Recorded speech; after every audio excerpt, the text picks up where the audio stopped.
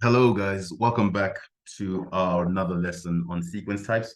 In the previous video, we went over tuples. Now we will be going over dictionaries. All right, so to start, I'm just going to clear this. All right, so let's just remember a dictionary is a collection that stores data in key value pairs, right? And you create them using the key and then a colon to assign the value, and it's inside the curly braces separated by commas, right? So remember, the keys must be immutable, such as tuples and strings or integers, right? Mutable objects cannot be used as keys. Always remember that. Okay, so let's start off by creating um, our first dictionary. All right, we're going to create a dictionary of capitals, right? Country capitals, and hopefully I spelled dictionary correctly. It's going to be country capitals, and that's not how you spell capitals. You need a T-A cap P. Wow, excuse me, guys. Capitals, and then we have the curly braces, and the first key is going to be South Africa because that's where we're recording from.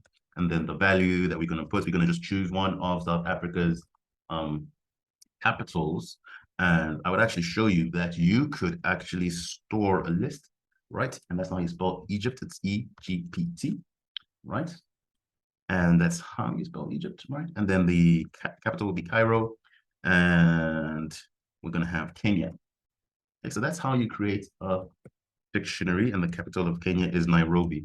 So I just thought about it. I think I actually show you that you could actually store this as a list because South Africa has more than one capital. It has three. So we could say the other one being Bloemfontein, right? And the last one being Cape Town. All right. And that is a legal dictionary, right? One of them is storing a list, right? And then let's print it out just to see how it looks like. Print the dictionary. That's not how you spell dictionary, or what we, all right? And then you say print country capitals, right? And then we can just clear our previous tuples. And then we're going to run Python, and it's going to be tuples.py. And there we go, we have our dictionary, okay? So that's how you create a dictionary. So I'm just gonna show you that how you create just to show you what a valid dictionary would look like. Yeah, that I've already shown you valid dictionary, okay? But in this scenario, we have strings, and that's immutable. Remember, the keys that must be immutable. Let me show you another immutable, and that's example, all right? So one, okay? Remember, an integer is immutable, okay? And then a tuple is also immutable, and we're just gonna have that to be another string saying Monday and Tuesday, okay, comma, and then last one being 3, and another list, which would be today. This is just random. I'm just showing you how to create dictionaries in Python, right? Soon we'll get to applications. So this is another example of a valid dictionary. I'm just going to print that just like before. We're just going to run that command. There you go. We have 2 dictionaries. Now I'm going to show you an invalid one. All right, so I'm going to just call it indict, and it's going to be, remember the curly braces 1, and you're going to say that is just hello, and hell, low. Okay, and then I'm going to create a list and assign that and say that is Monday. Okay, and this should be an invalid dictionary because the list is mutable. So we're just going to see if that is true. And all right, we're going to get to errors later, and then we're going to run this. And there you go, unhashable type list. We have an error. Okay, you see that? We have this is what you call a traceback. And we are being told, okay, the traceback starts from here. Okay, and trace gives you information about what went wrong. So syntactically, this is correct, but this is there's an error at runtime. Okay, so when the interpreter tries to run this, it sees, okay, well, this is not an unhashable type, and this is an error. So we get the type error, and we will discuss errors soon and how you would handle something like this. But I'm just trying to show you what a invalid would look like. So let's just comment that out.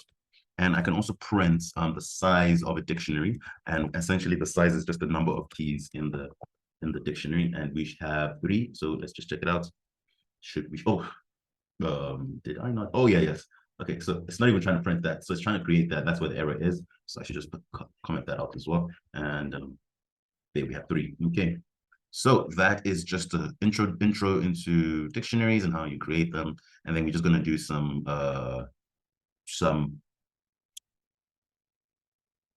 how you modify them, right? How you access them. We're going to go into the methods and how you access the values in the dictionary, how you can change, modify. This is a mutable type, so you can change what is stored in the dictionary, how you can remove items, delete items, and how you can iterate through them, all right? And to do that, I'm just going to remove this and leave that. And so how do you access dictionary items? So there are a lot of methods, but I will just show you the ones that you should standard, you should know. So the value of a dictionary item can be accessed by placing the key inside a square bracket. Remember when we were accessing items in a list, we would use the square bracket notation. So it's kind of similar. So we have a square bracket instead of the index. We use the key to get it. So I want to, so it's already even helping us there. Let's say I want to get Egypt, right? And then we can print that out. And if we run that, we should get Cairo because that's the value stored for the key. And then if let's say we, let's see if it's going to give that hint. Nope. I guess I have to do that. So let's see if it's going to get yes there. So I want to see South Africa. I should get return a list. Now you have a list. Now that returns a list. Now, if you wanted to access something else, you would just do another square bracket. Remember, so this is returning a list. What I've highlighted is returning a list. Now I can now access what it returns by doing this notation. And then what do I want to access? Let's say I want to access Cape Town. Remember, for a sequence type, there are 3 items. So to get the last item will be 3 minus 1. 3 minus 1 is 2. All right, so we just do that and then we run, we have Cape Town. Okay, so that's just a little showing you how you do that. There's also another method. There's a dictionary method to, if you don't use the square bracket notation, it's called get method. So essentially, I will say print, just like before, country, capitals, and I wanted to get the value for South Africa. Now, and you will see this should return the value that is stored in this key, which is a list, and I'll run it again, and we should see Cape Town in a list. There we go. And to do that, if you wanted to get Cape Town again, just like before, we run a 2, and both now we should have Cape Town, Cape Town. Okay. So the get method is used to get the value, and then it takes an input of South Africa. All right. So let's just do that. If I wanted to get for Kenya, I would just put Kenya, run, and I would have Cape Town and Nairobi. Okay. So that's the get method. So Python dictionaries are mutable. So now how would you change the items in a dictionary? Okay. So now let's say I don't want to, okay, let me not, let's just comment that out. Let's say I want to change the dictionary item, right? So we've established that. However, I don't want the lists anymore for South Africa. So items with an M. I'm going to say country, capitals, right? And I'm going to say, okay, access the value, and I'm going to assign a new value. I'm just going to say Cape Town, all right? And then I'm going to say print, country, capitals, and I want to see how you see that it is now changed. It's no longer a list for South Africa. And there we go. No longer a list, we just have Cape Town. So we modified that, right? So now that's how you would modify items on a list, okay? So another one where you could add an item. So we're able to do this because dictionary, like I said, is an immutable type. So a new item can be added to a dictionary by assigning a value to a new key that doesn't exist in the dictionary. All right, so let's add another country. Country, capitals, and I'm going to give it the country being Namibia. And forgive me if I get the Namibia, right? And I'm going to say the capital is Windhoek. That's the capital. All right. And then now I'm going to print again, print country capitals. And there we go. We now have Windhoek. Okay. So just like before, we have the delete instruction to remove an item. So delete instruction. And let me just delete the what I just added now. And I just assign by key, right? And we can print. Well, that's not going to work because there is no Namibia, right? So we're just going to say Namibia. And once we print the capital, you see Namibia is gone, all right?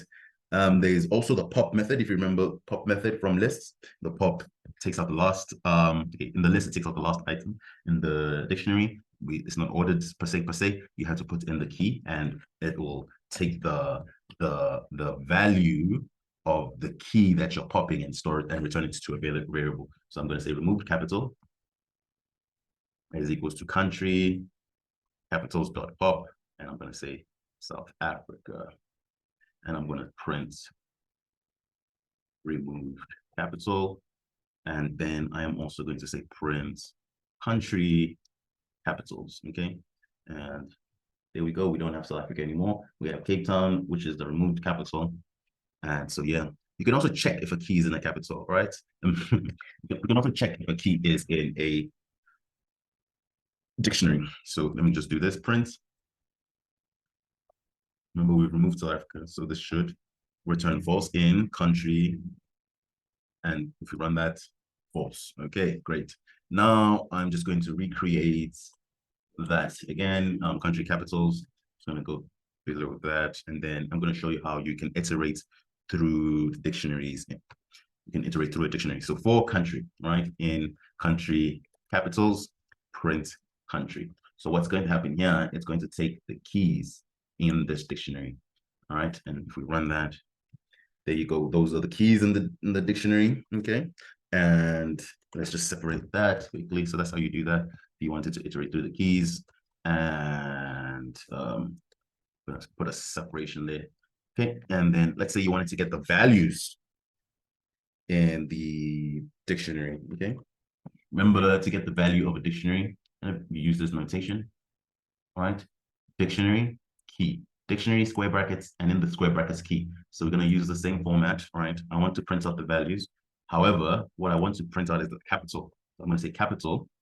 I'm just going to show you like this. Capital is equals to country. All right, I'm getting the key. No, sorry, I'm getting the country capitals, the dictionary, and square brackets, and I'm getting the key. Right, and if I print this out, capital, and we will now see the capitals. There we go. So we have a list here. Right, and that's how you would do that. Okay, and just to show you that you can actually do all of that in one line, say print country capitals and capital. All right, in one line. Some might say, oh, okay, I don't have capital. Oh, no, how would you do that? Country rather, excuse me. So you can do that in one line and does the same thing. Okay, sometimes if this is easier to understand for you, you can do that, but sometimes it's just best, if you're not sacrificing efficiency, just to add so that it makes it more readable, right? More friendly. There's also another method to do the same thing, right? There's also another method. You can say for capital and country capitals, right? That's the dictionary. You can say values, right? That's a dictionary method. And if you hover around it, you'll see. So D values, an object providing a view on the dictionary's values, right? So it returns that. And now we can also print capital, what's in the dictionary. Okay. And if we run that, there we go. We have that for this, and we have another separation for the one above, and we have that. All right, guys. So this is just how you access, modify, delete, and iterate through dictionaries. Thank you for watching. See you in the next lesson. I think we'll be discussing about errors in Python. Cheers.